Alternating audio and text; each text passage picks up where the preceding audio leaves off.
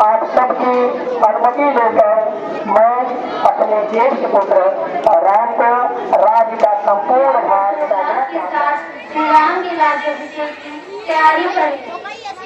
तब वह माता की गई के पास पहुंची और उनके मन में यह बात बढ़ी कि यदि श्री राम राजा बने तो उनके पुत्र भरत को दास बनना पड़ेगा।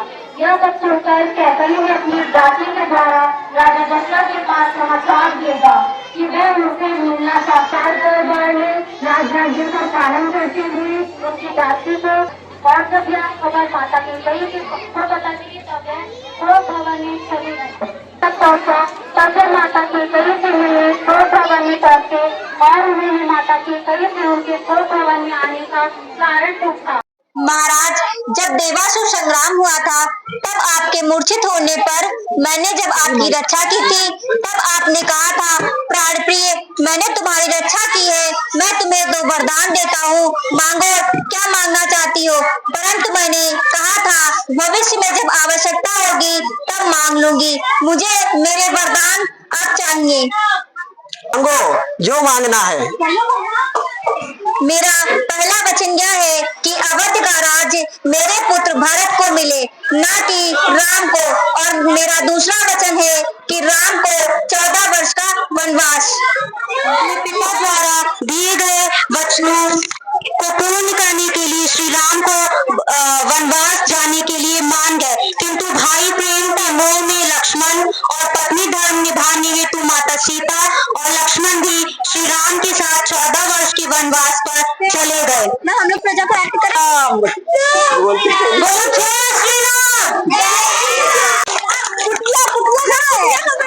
और वह अपनी कुटिया जहाँ श्री राम और लक्ष्मण थे वहाँ आ पहुंची और बोली, अरे पुत्र लक्ष्मण भैया, जल्दी आइए, एक अद्भुत दृश्य देखा है। एक अलौकिक नग हमारे आश्रम के निकट घूम रहा है।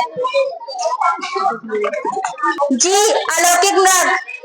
सीता माँ की इच्छा जानते हुए श्री राम उस नग को पकड़ने चले गए, किंतु कुछ समय पश्चात माता सीता और लक्ष्मण को श्री राम की एक तेज चीख सुनाई पड़ी। लक्ष्मण, हे लक्ष्मण। भैया क्या होता है, ये किसी संकट में है। मैं अपने भगवान की आज्ञा का पालन कर रहा हूँ और मैं नहीं जा सकता। मैं तुम्हें आदेश देती हूँ, लक्ष्मण जाइए। ठीक है बापू, आज मैं आपके आदेश को मानने के लिए भैया की आज्ञा का उल्लंघन करता है। लक्ष्मण कुटिया के चारों ओर एक रेखा खींचकर और माता सीता को उसे पार न करने के लिए कहकर चले जाते हैं। हरिओम। रावण एक भिक्षक के रूप में वहां आते हैं और कहते हैं, भिक्षान देही, भिक्षान देही। प्रणाम महात्मन। कल्याण हो देवी, हम दूर से आए हैं और भूखे हैं। तुम्हारी कुटिया देखकर इस आशा से आए हैं कि हमें कुछ खाने को मिल जाएगा। अवश्य महात्मन। कुटिया के अंदर चली जाती है। मुनिराज के लिए भोजन लाई हूँ, ये लीजिए। ले आओ देवी। कृपया आपको ही अंदर आना होगा, मैं इस सीमा से बाहर नहीं जा सकती।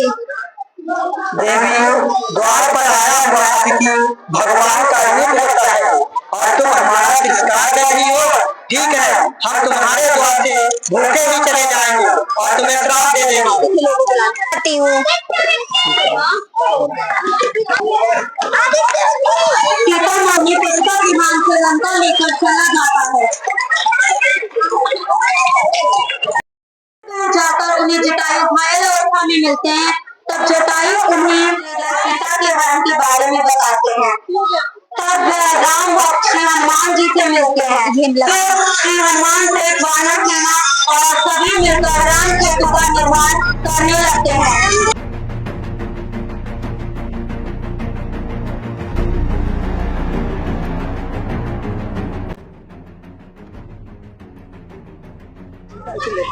युद्ध के दौरान लक्ष्मण जी के मूर्छित हो जाने पर किंतु उन्हें वहां पर संजीवनी नहीं पता चलती, तो वो पूरा पहाड़ लेकर चले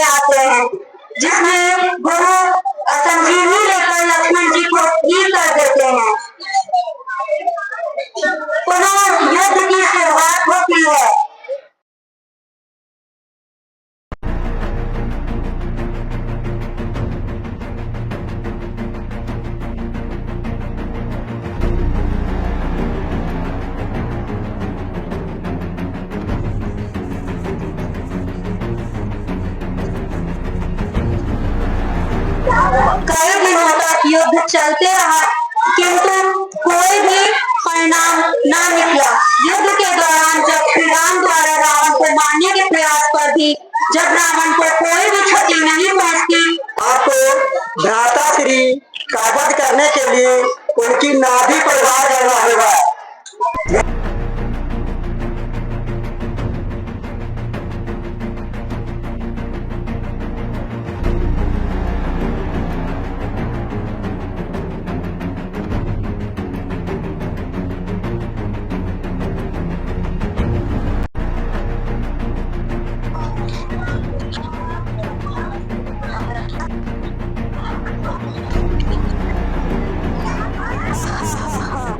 मैं हूँ महाबली रावण, मैं हूँ बाहुबली।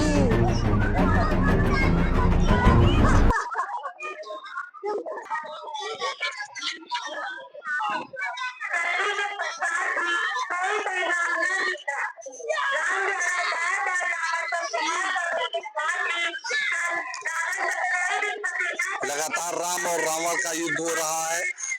एक तरफ रावण की सेना है, दूसरी तरफ भगवान श्री राम की सेना है, जिसमें हनुमान जी हैं।